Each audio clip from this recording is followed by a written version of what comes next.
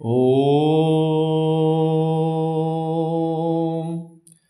नमो भगवते वासुदेवाय। श्रीकृष्णः शरणं मम। श्रीमद्भागवत महापुराण के प्रारंभ में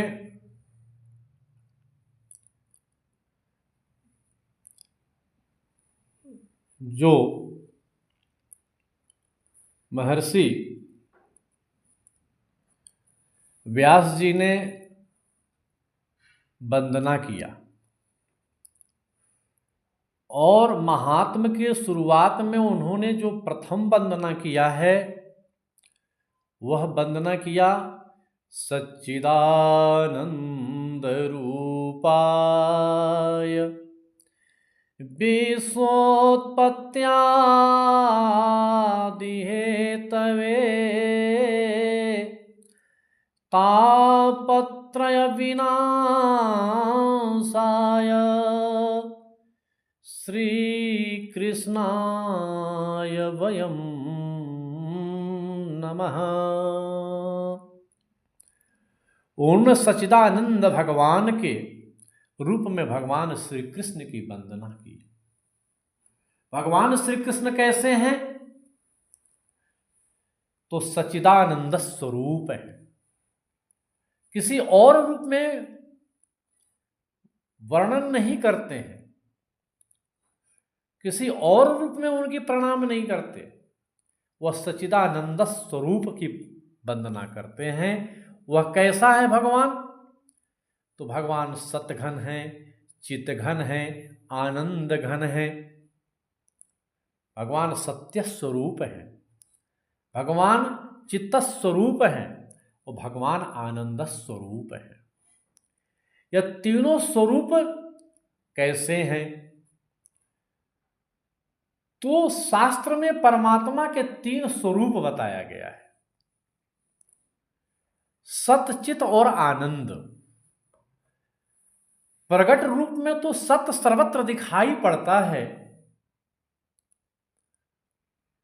और चित्त दिखाई नहीं देता, वह मौन स्वरूप है।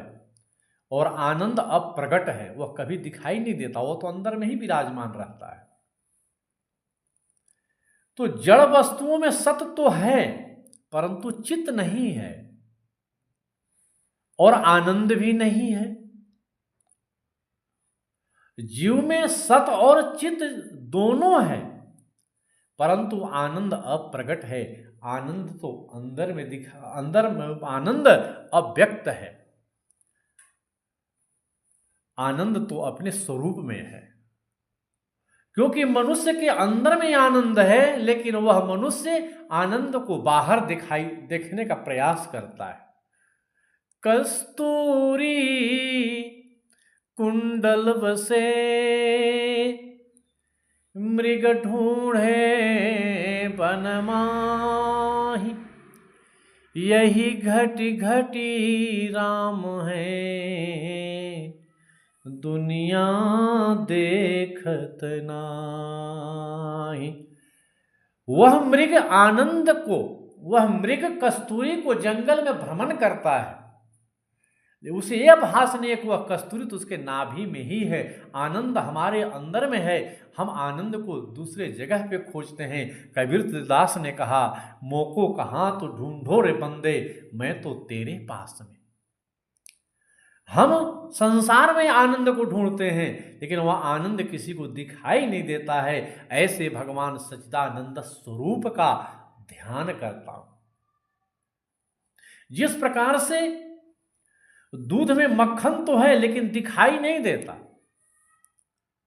लेकिन उसी दूध को जब हम जमा करके जब मंथन करते हैं तो वह मंथन करने के बाद उसमें से मक्खन प्रकट हो जाता है। ठीक उसी प्रकार से जब हम अपने अंदर में जब आनंद को जब खोजना प्रारंभ कर देते हैं तो वह आनंद प्रकट हो जाता है। क्योंकि आनंद अगर हम विषयों में अगर हम खोजेंगे तो विषयों में आनंद की दिखाई नहीं देती है। इसलिए आनंद भगवान कृष्ण कैसे हैं? तो आनंद स्वरूप है। जीव तो ईश्वर ही है, परंतु उस ईश्वर को पहचानने का प्रयत्न वह जीव नहीं करता, इसलिए उसे आनंद की प्राप्ति नहीं होती है। इसलिए कहा सच्चिदानंद रूपाय। इसलिए प्रत्येक जीव में ईश्वर का वास होता है। नास्तिक भी अंत में थक हार करके शांति को खोजता है, तो वह शांति को देने वाला यदि कोई है, वह आनंद को देने वाला यदि कोई है, तो वह परमात्मा भगवान श्री कृष्ण ही है। वह कैसे हैं परमात्मा श्री कृष्ण? तो विश्वोत्पत्त्यादि हेतवे, संसार के पालन करने वाले हैं, उत्पत्ति करने वाले हैं और संहार करने वाले हैं। जो इसका तीनों स्वरूप एक समान हो, जो तीनों को कार्य करने में सक्षम हो, क्योंकि उत्पत्ति भी वह परमात्मा स्वयं करता है, पालन भी वह परमात्मा स्वयं करता है और संहार भी वह परमात्मा करता है।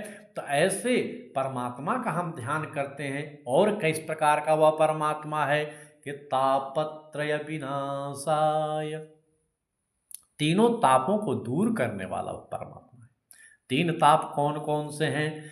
तो देहिक, दैविक, भौतिक तापा। तीन प्रकार के ताप है, देहिक, दैविक और भौतिक। किसी के पास में देहिक है, भौतिक सुख है उसके पास में, लेकिन देहिक सुख नहीं है। अगर दैविक सुख है तो भौतिक सुख का अभाव है। इसलिए सांख्य दर्शन के प्रथम श्लोक में महर्षि कपिल वर्णन करते हुए कहते हैं, दुखत्रय विघाता जिज्ञासा तद विघात के हेतु। संसार में जो तीन प्रकार के दुख है, उससे निवृत्ति किस प्रकार की हो? तो तीनों प्रकार के दुखों की निवृत्ति को करने वाला यदि कोई है, तो वह भगवान श्री कृष्ण ही हैं। इसलिए ऐसे भगवान श्री कृष्ण के हमें शरण में जाना चाहिए। क्यों कि संसार में यदि रहोगे तो कई प्रकार के दुख की उत्पत्ति होगी ही होगी, और तीनों दुखों से व्यक्ति बंधा हुआ है। इन दुखों को निवृत्ति करने वाला यदि कोई है, तो परमात्मा भगवान श्री कृष्ण ही हैं। इसलिए सच्चिदानंद रूपाय विश्वोत्पत्त्यादि हेतवे तापत्रय विनाशाय श्री कृष्णाय वयम नमः। ऐसे कृष्ण की मैं वंदना करता हूँ, जो सच्चिदानंद स्वरूप हैं, जो उत्पत्ति करने वाले हैं, पालन करने वाले हैं, संहार करने वाले हैं, जिनमें त्रिविध शक्ति का समावेश हो, वो तीनों तापों को विनाश करने वाले हैं। ऐसे भगवान श्री कृष्ण की हम वंदना करते हैं। इसलिए व्यास जी महाराज ने ग्रंथ के प्रारंभ में त्रिविध ताप निवारण करने वाले त्रिगुणातीत सच्चिदानंद स्वरूप भगवान श्री कृष्ण की वंदना उन्होंने किया है। बोलिए श्री कृष्ण भगवान की जय। आइए हम भी भगवान श्री कृष्ण का संकीर्तन करें।